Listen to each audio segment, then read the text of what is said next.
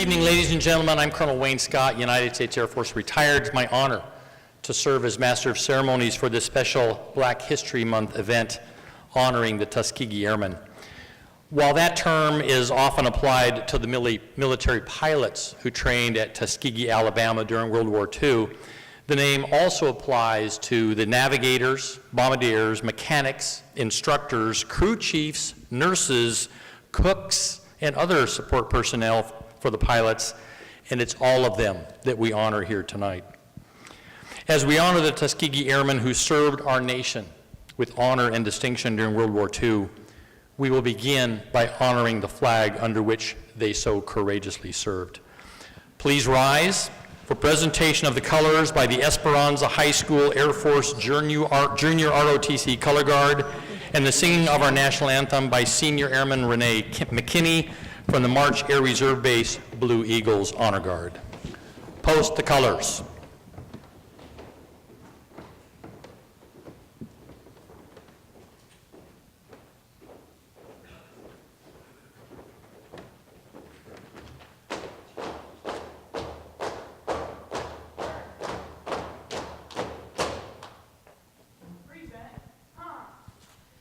Oh, say, can you see by the dawn's early light what so proudly we hailed at the twilight's last gleaming, whose broad stripes and bright stars through the perilous fight o'er the ramparts we watched were so gallantly streaming, and the rocket's red glare, the bombs bursting in air, gave proof through the night that our flag was still there. Oh, say, does that star-spangled banner yet wave o'er the land of the free and the home of the brave?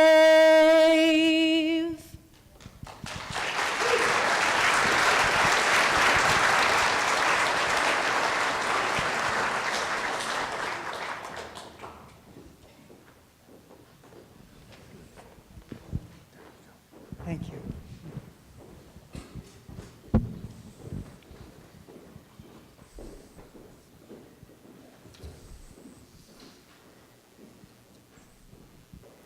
Ladies and gentlemen, please be seated.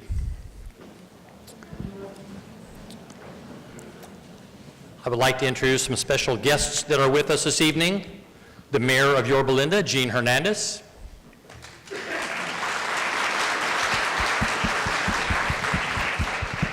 The Vice Chairman of the Palm Springs Air Museum, Mr. Fred Bell.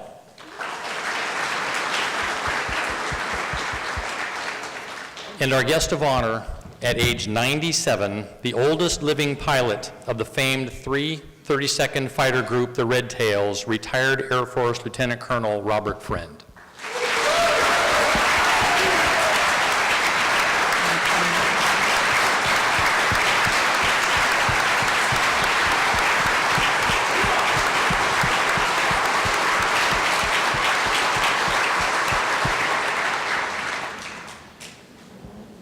I will tell you, I had the opportunity to introduce Colonel Friend at an event a year and a half ago, and I just remembered he does not like being introduced as the oldest living pilot because he realizes there's only one way he can relinquish that title.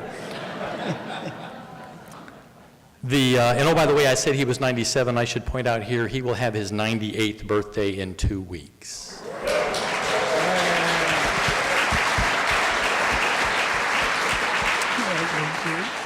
The reason the 332nd Fighter Group came to be known as the Red Tails was due to the distinctive paint scheme they applied to their aircraft. They wanted both the bombers they were escorting and the enemy fighters they were facing to know they were up against a determined and skilled set of aviators. The P-51 Mustang flown by Lieutenant Colonel Friend bore this paint scheme, along with a unique aircraft name. A P-51 has been fully restored by the Palm Springs Air Museum with all of the markings of Lieutenant Colonel Friend's aircraft, and is currently on display at the Palm Springs Museum. Ladies and gentlemen, please enjoy this short video of Red Tail P-51D named Bunny.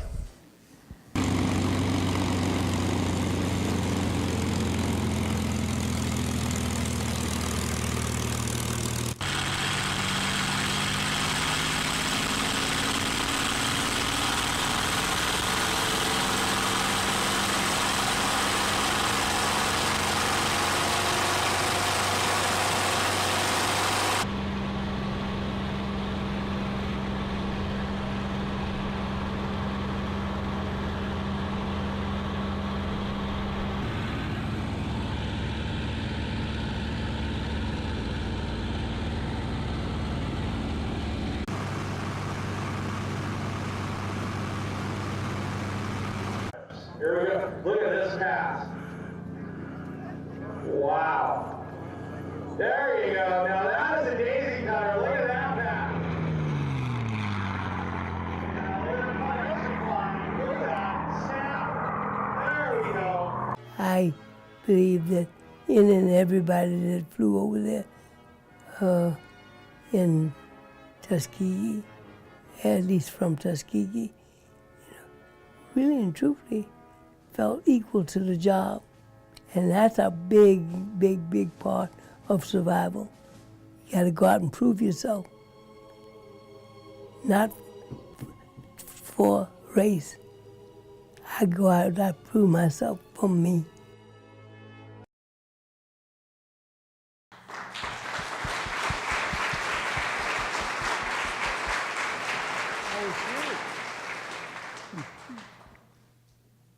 I love that airplane. To set the stage for our special guest this evening, I need all of you to imagine that the year is 1942.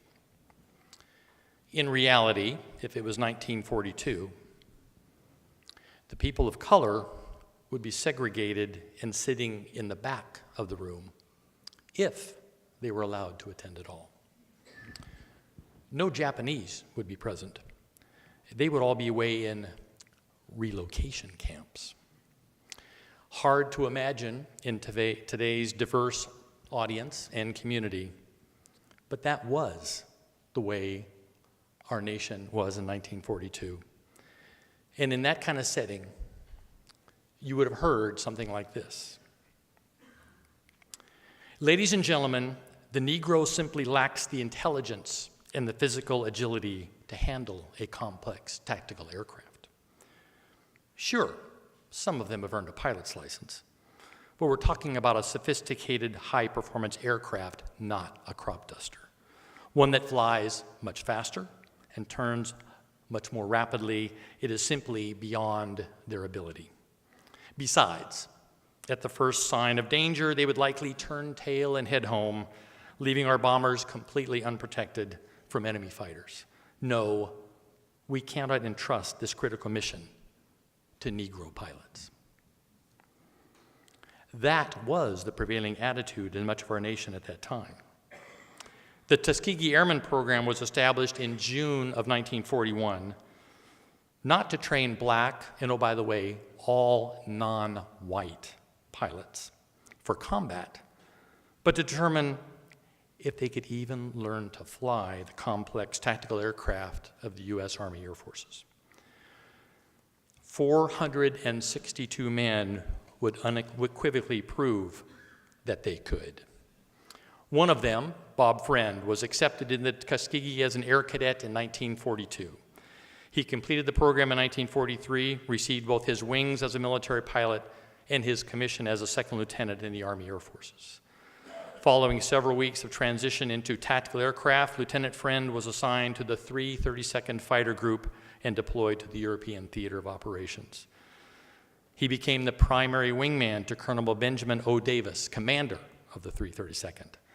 Bob first flew the P-47 Thunderbolt, but then transitioned to the P-51 like you saw in our video, the Mustang, flying that for almost 2 years until the end of World War II. During this period, he also served as operations officer for the 301st Squadron and was the last operations officer of the 332nd Fighter Group. There is so much more to his story, but you didn't come here to hear it from me. Mr. Fred Bell will be joining Lieutenant Colonel Friend for this interview and afterward answer some of your questions. Ladies and gentlemen, at age 97, and as I mentioned, he'll be 98 in 2 weeks, the oldest living pilot of the famed 332nd Fighter Group, the Red Tails, one of only 14 still living.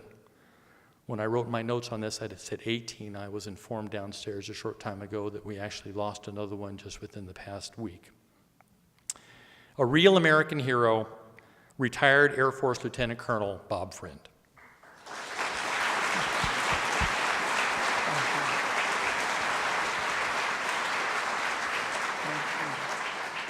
Well, first of all, on behalf of the Palm Springs Air Museum, our board, and our members, I want to thank you for having us. This is a prestigious facility, and I'm just in awe of being here. This is a lot of fun. We fly airplanes. We don't have stuff like this. We have airplane hangars.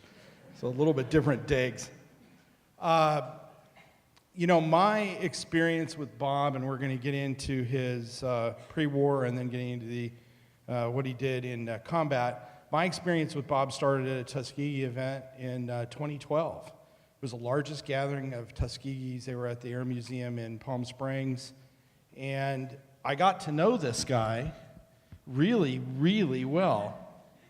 And we were out, we had a T-33, which Bob flew, and we were standing out in the yard, and there was a P-51 that had not flown for about 7 years.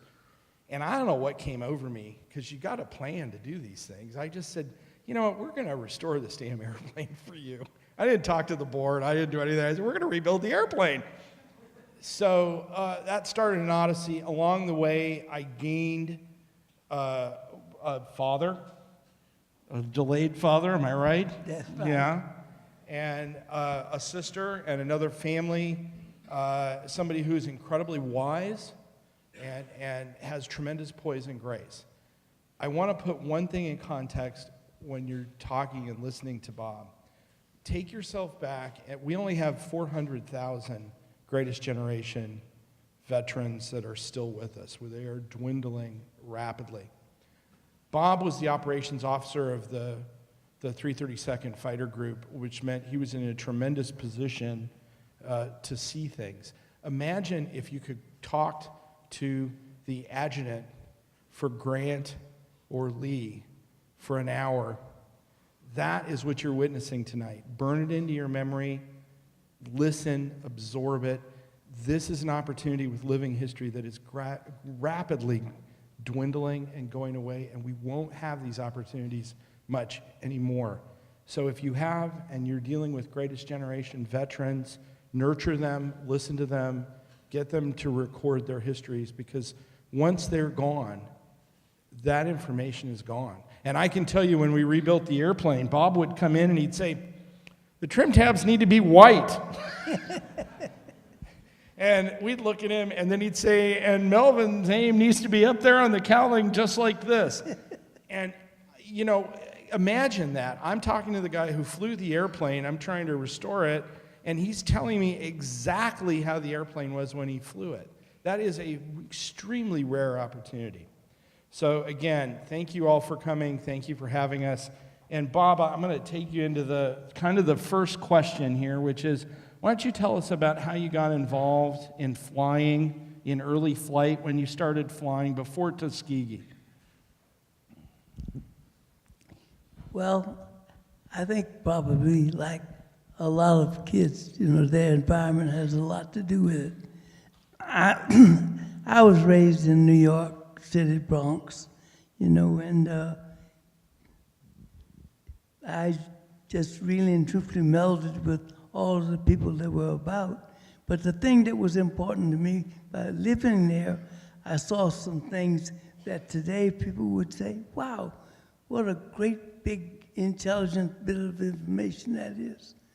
And the reason they're saying, when the Germans were flying those Zeppelins, and they all came over to before going down to New Jersey to be moored, what they would do is make a circle around New York. And then when an Italian general named Balboa, he arranged a trip to New York to meet with probably an old friend, Mayor LaGuardia, who was in the Italian Air Force during World War I. Well, anyway, he flew this armada of seaplanes over there, circled around New York, landed at our place, and went back. But don't you think those guys were sending us a message that said, hey, you guys think isolation is a great thing? You got that ocean out there. Look at what we could have done if we had put bombs on these things instead of whatever they brought at the time. So I, of course, was quite alert to a lot of the information that was being printed in the books by Lindbergh and other writers of the period. And each time I was wondering, why in the world don't I think about something like that? And I started thinking. And I made model airplanes and did all of these kinds of things. Strangely enough, the airplane I used to like to make the most was the German Fokker D7. I thought it was great. Little did I know that was going to be bad news later on. But anyway, then New York, fortunately for me, is a place where you can choose a lot more than just an education. You choose the education you want. So I immediately started into the business of learning more about airplanes and what have you. There were pilots that taught some of the classes, and you could mix those with the kind of background that the school normally taught, and that got me interested.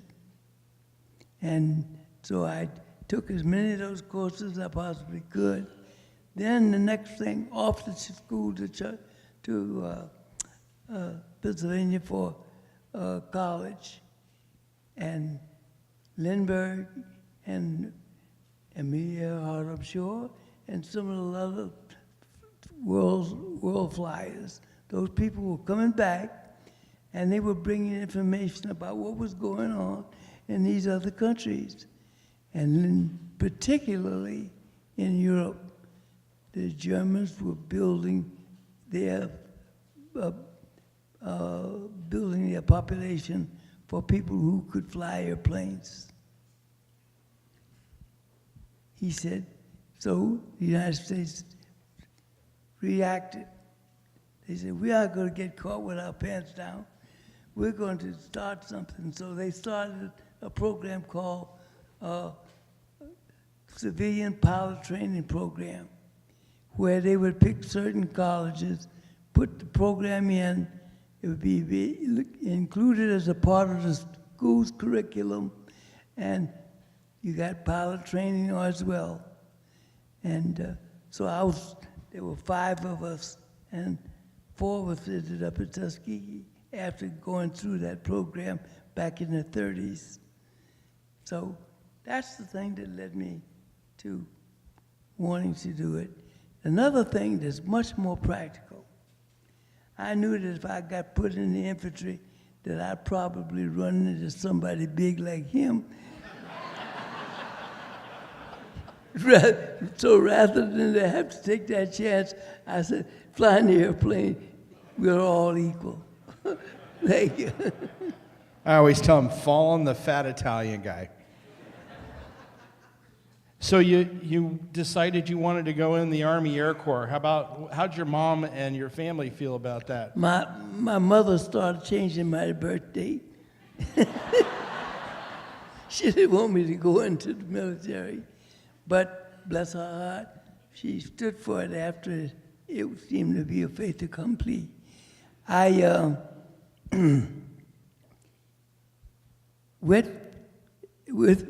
already had this training, had a pilot's license, and then when I tried to get into the military, the guy told me, we don't have any openings.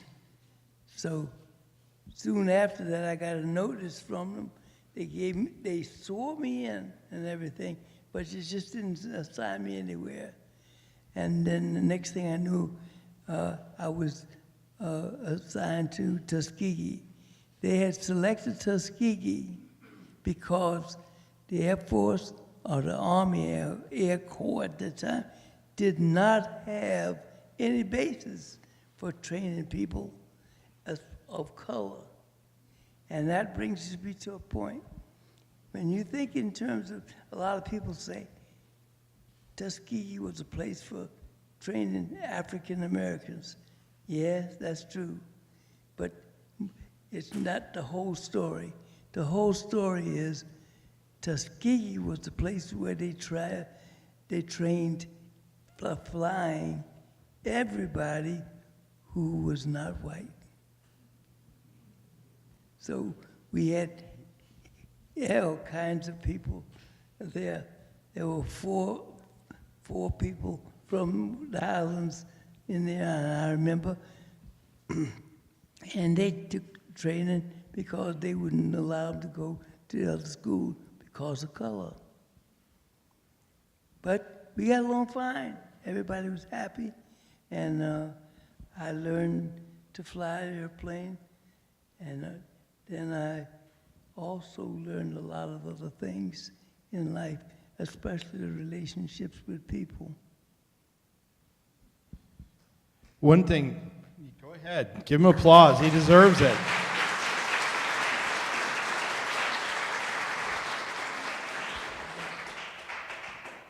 When the program initially started at Tuskegee, it wasn't at a military base. What the Army did was to give a contract to the school to train the people in the first phase of the training. So when I went down there, I didn't live in a barracks, I lived in a dormitory. All of us lived in dormitories. And after we finished the first level successfully, called primary and pre-flight, we went to basic and to advanced, because now the airfields and the airfield had been completed, mind you, on property owned by Tuskegee Institute. And when we went there, so I went through the second two phases, then they transferred to tactical aircraft, and we flew P-40s. And they were still holding up on not sending us to overseas. The organization was being trained. Thank God, where are they going overseas? Mrs. Roosevelt started getting, she said, now wait a minute, when are you going to send them overseas? That got some attention. Well, I was pushing for it, did not. But sure enough, we got sent overseas. Now, you can look, lots of people can come to some conclusion. Why didn't they send us over there sooner? Well, the reason I came to as a conclusion for myself is like for the same reason that they didn't send Japanese over to fight Japanese. They sent them always to Europe to fight in the war against the Germans. And it's the same thing with us. They said, let's not send them over there. they'll learn that bullets kill white people too. So that's personal. That's the way I thought, because I couldn't understand what reason they had for not sending people they were trained into a situation where they needed the help at that time. Why don't you, a little bit for the aircraft aficionados out there, the gearheads, take us through the aircraft you flew. You started with the P-40. Yeah, well, the first, of course, we flew all of the training planes, PT-13, PT-16, and the AT-6. We were going through a lot of training aircraft before we got to tactical aircraft. And the P-40 was the first one that we flew. Flew that with the preparation of going, over for war. You drop bombs and do all those kinds of things. And they chose the place for us to go for this training was Selfridge Field in Michigan.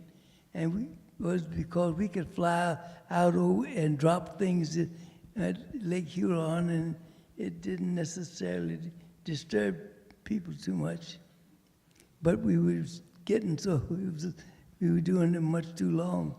And so that they picked the organization up and zipped it overseas, through Africa, through support to Sicily, and then we settled for long periods for strategic missions in Italy. And the organization was settled there until the end of the war. One of the things, to put in context, what the Red Tails did was the United States at that time had made a decision that they were going to fight the war in Europe first, defeat the Germans, and then turn it on to the Japanese. And that was a question of men and material. And what they did was the Americans were doing strategic bombing in Europe with B-17s. You've ever heard of B-17, a B-24? And fighter escorts were flying as far as they could with those. Bob wasn't there yet. Bob came in a little bit later when we had opened the front through Africa. We were still flying those missions. The Germans were extremely good at attacking our bomber streams, and it became very clear that we could not go into Germany without fighter escort, all the way to the target and all the way back. And one of the statistics that's chilling in 1943, remember, this war was not won, or there was no question we were going to win the war. In the 8th Air Force, the statistic that they came up with was they were turning over the 8th Air Force in losses in 1943 every 60 days.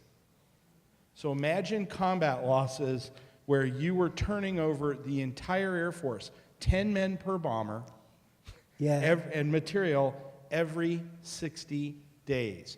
Why don't we talk about combat at that time? Yes, it wasn't unusual for the bombers to have these great losses, even though they tried many different ways of attacking targets. They would attack the petroleum targets from low level and from high level and from whatever. But they would, by the time they ran the full distance of one of those locations, they were nowhere for fighter escort.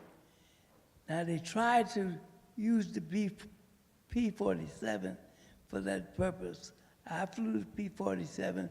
We flew it for 1 month, the month of June in 1944. And then they decided they were going to go to something more active. And that's when they switched over to P-51. So we started flying P-51s on the 4th of July and flew it through the rest of the war. Why don't you tell them about why they're red tails? Okay. Now, maybe come to you questions. why, what are red tails for? Why is it red tail? Well, the reason is this, that the 8th Air Force was doing a tremendous job, but here again, they were limited by the distance they could go because of the fighter escort. And if they had gone to where the Germans were bringing all the goods that they came from the African War across the Mediterranean to the foot of Germany, foot of Italy, and to the Middle East. So that would have meant that they had to fly over all of Germany, Yugoslavia, Romania, and everything to get over there, drop the bombs, and turn around and go back the same way, with the Germans on them every bit of the way from both ground fire and from aircraft. Now you wonder how some things like that could happen. Well, the reason it happened is because we thought that the biggest thing to have in any confrontation was air superiority. And well, they had the air superiority, but it was in the immediate vicinity of England, France, and Germany, North Part. While what they were getting ready to have to do was to look at airplanes that were flying all the way from one place in England across to places like in Romania, turn around and come back. They couldn't do it. They couldn't do it. So now came the word, what we're going to do is stay with those bombers. In other words, it's much more important for you to be painted on the side of your airplane a bomber that you brought back that could now have done his job today and would be around to do the job tomorrow. That's what they mean when, I think if you ever saw a picture of General Davis's airplane, it said, by request. They brought him back to the United States and told him, we don't care whether you shoot down one German fighter. What we want you to do is not let them shoot down our bombers. And by doing that, all you had to do was be between them and where the bombers were coming. And things did get worse, of course, for us, because the Germans were starting to centralize everything near Berlin. They were pulling all of their forces back there, and they were introducing jet aircraft. Now, P-51 was a nice airplane, beautiful airplane, had a few weaknesses, but they were something that you have to live with anyway. But the Germans entered these jets, and these jets were 100 miles an hour faster than we were.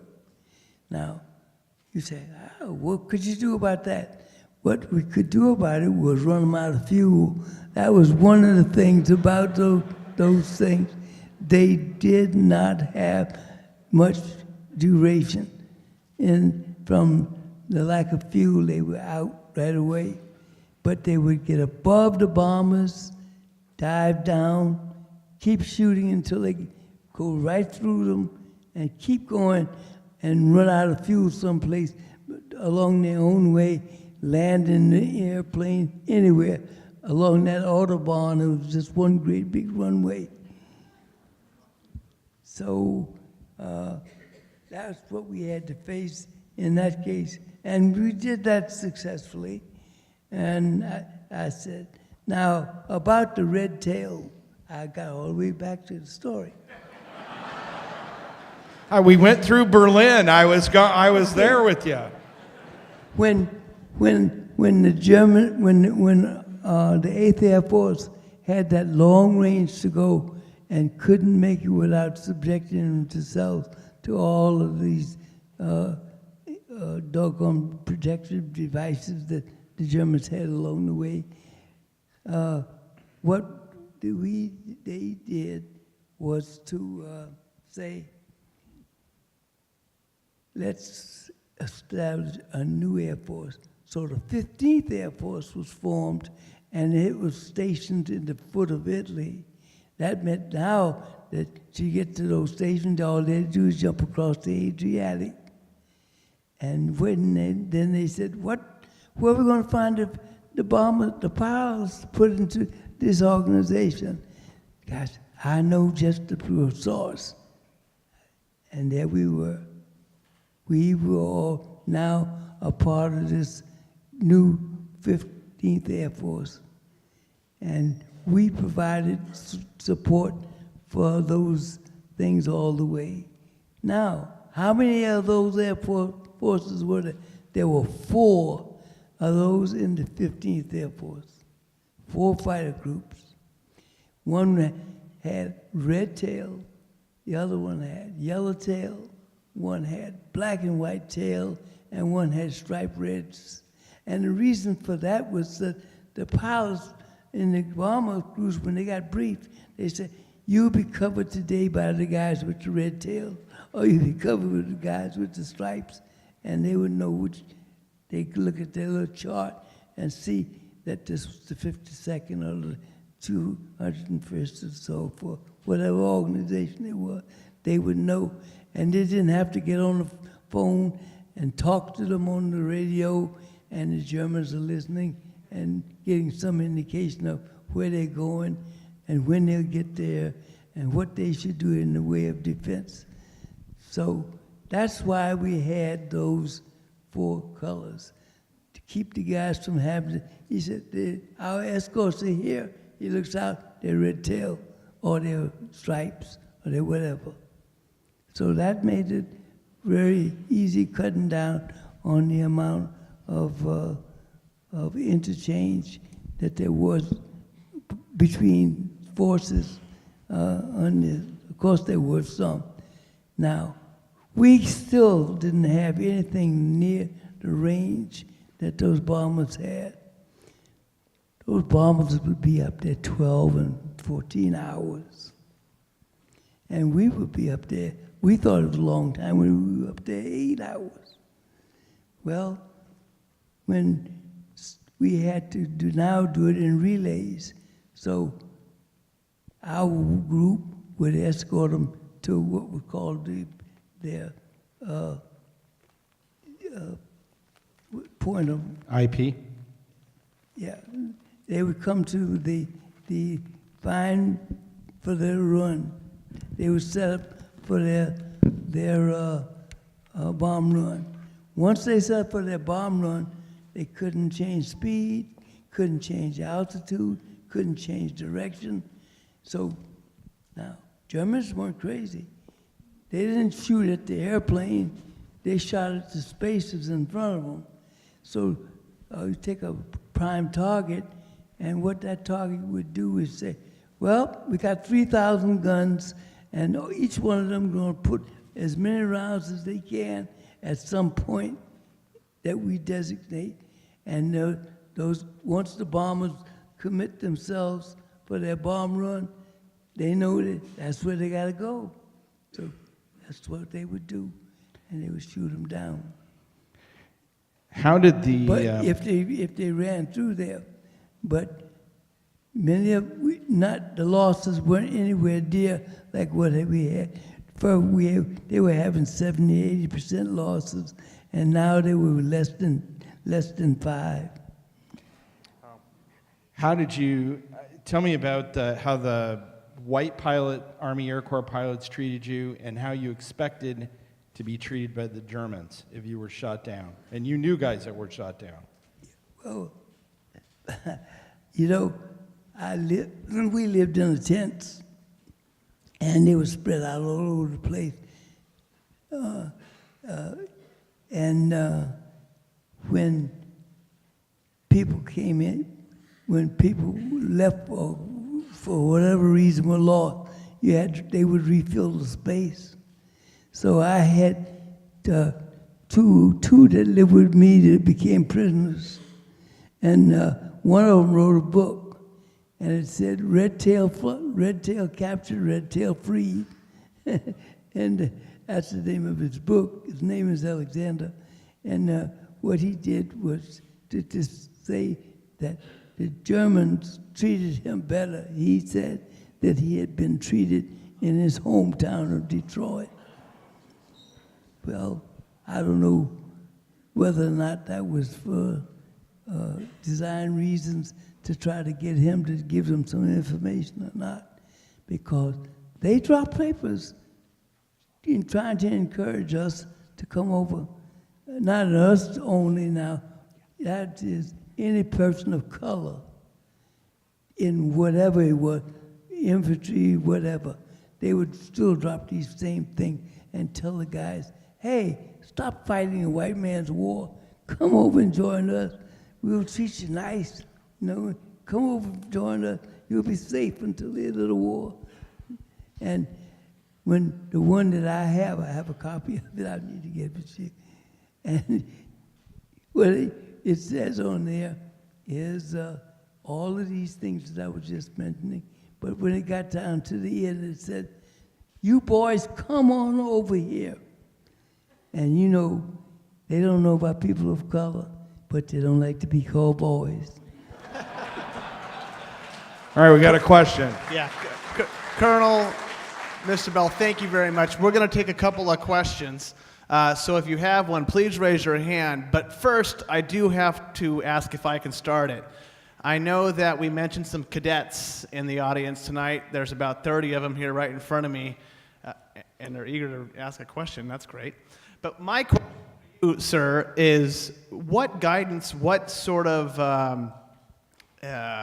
leadership might you suggest to these young cadets going into the Air Force?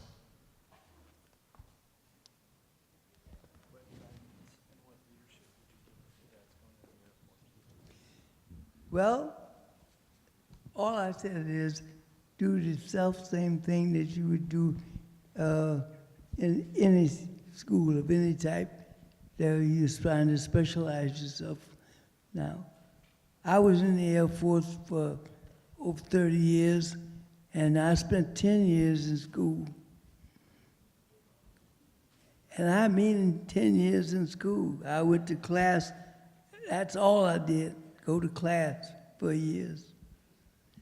And I think that if you really and truthfully direct yourself toward what you would like to be, what you would like to do, believe me, there's space for it in the military.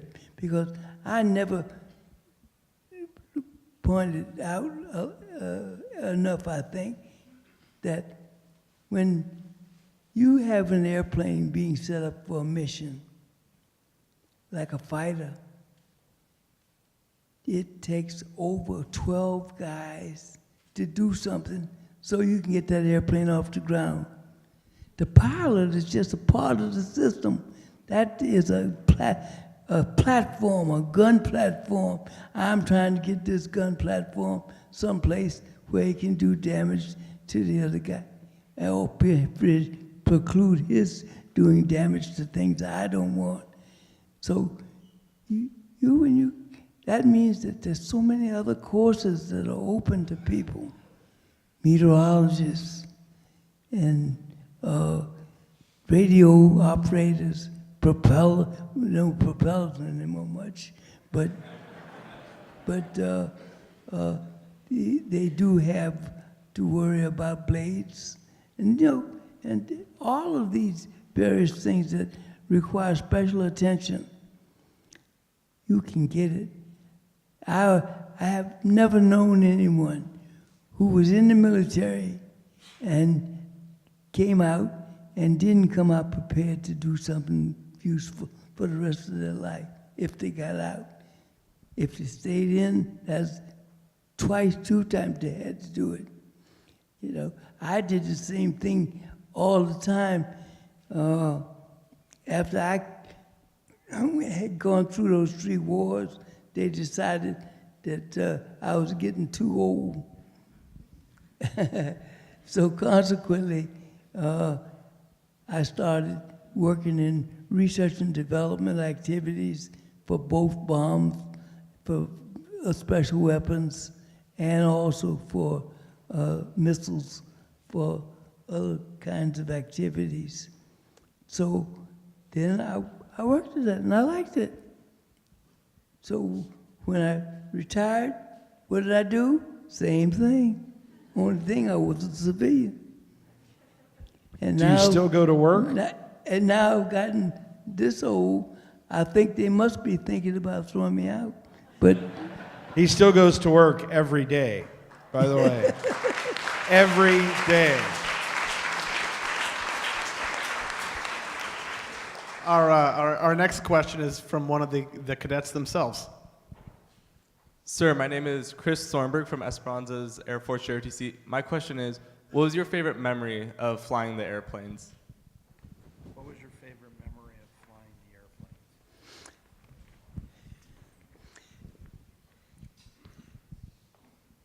you know, I'll tell you, it may sound stupid, but I used to go stand on some of the nights and look toward Yugoslavia, and I could see all those clouds, see if they were having thunderstorms and things. You could just see things happening over there, you know. And you ask yourself, boy, you know, if I wanted to, I could be over there too, just watching that, just watching what was going on.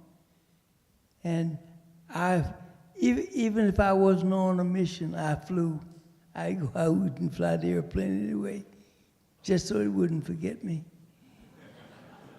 And when the war ended, the very first thing that crossed my mind, what the hell am I going to do tomorrow? Well, as long as the war was going on, I knew what I was going to do. I was going to get a briefing together, put it together, get the pilots out, get them all started with timing so that they would be able to meet their obligations in the protection of it, whatever it was that they were trying to protect at the time. And you really can't get a better education anywhere than you can in the military if you dedicate yourself to it. You get all kinds of weird things happening to you. You know, I was working in research and development and so forth. All of a sudden, the guy comes up to me and asked me, could I take something on? So I told him, I don't know. I said, well, nothing beats a try but a failure. So he said, okay, you're going to run the UFO program. Project Blue Book. Our next question, sir, to your left-hand side. Hi, Bob. My name's Bob. Also, I've met you several times at Plains of Fame as well as Palm Springs.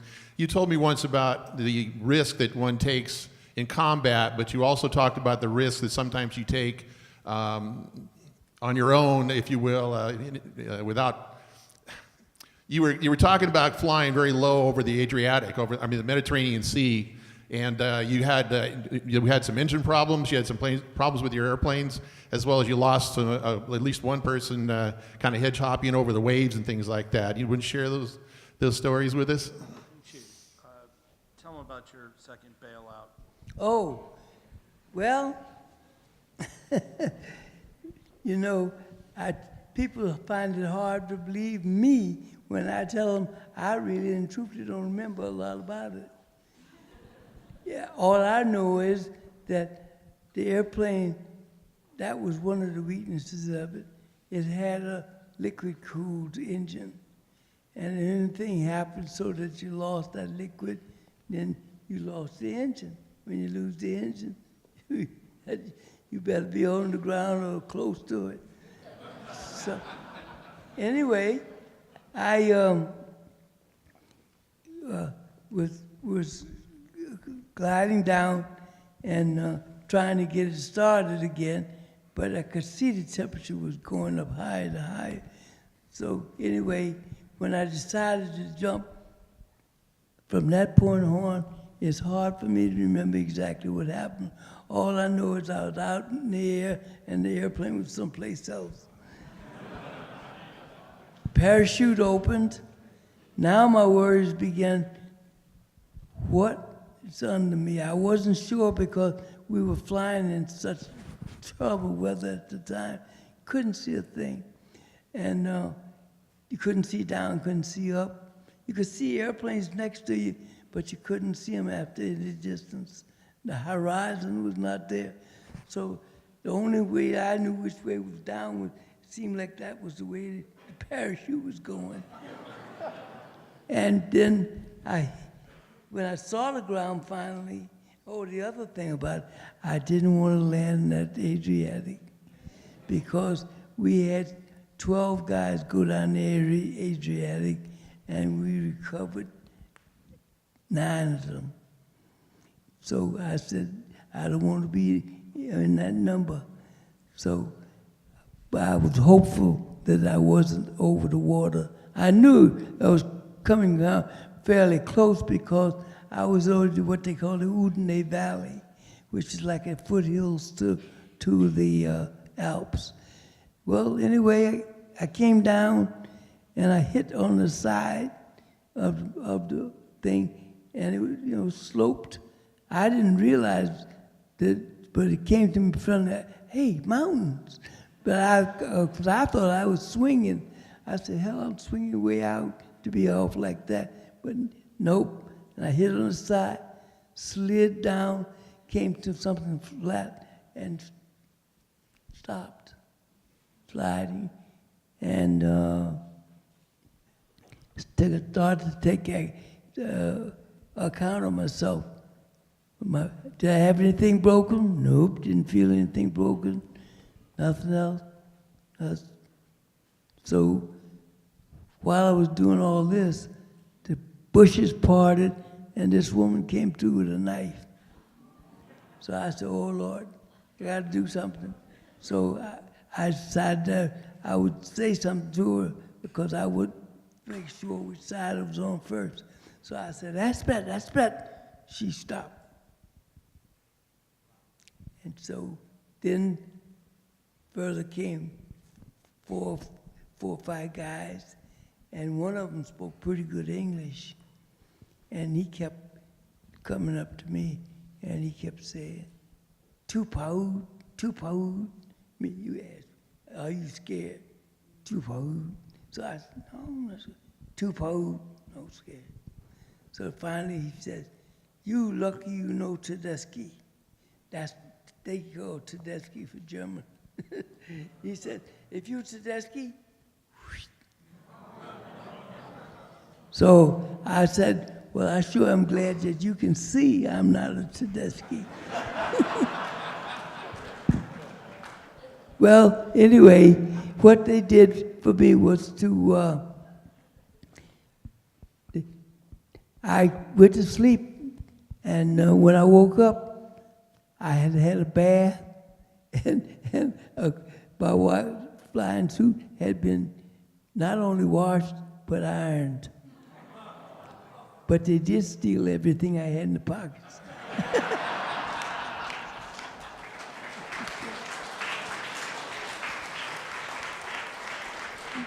So to close it, what they did now was the way things were going in the war, the Germans were retreating like mad at the time, and the Americans were coming up the West Coast, the British were coming up the East Coast. So these 2 British officers came by, they picked me up, took me back home. That was the end. Hey, I have one last question. Tell me what you think of patriotism and about being a patriot. There's one thing that I guess we can always say. I personally hate the hyphenated expressions. I think that when we become Americans, we are Americans.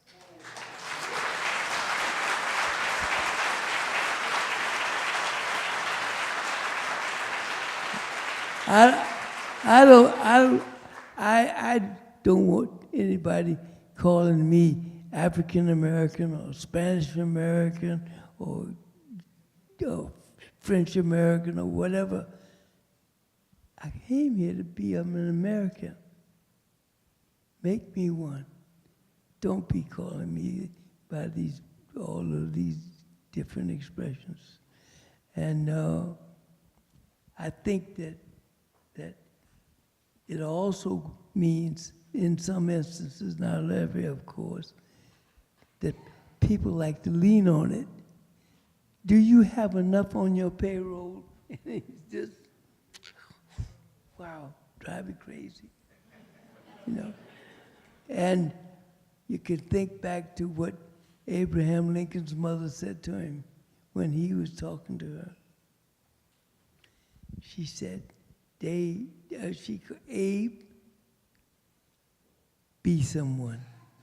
Be someone. And that's the way I feel. We are Americans. And if you don't agree with me, the next time I talk with you, make sure that you refer to George Washington as British American. I think that closes it.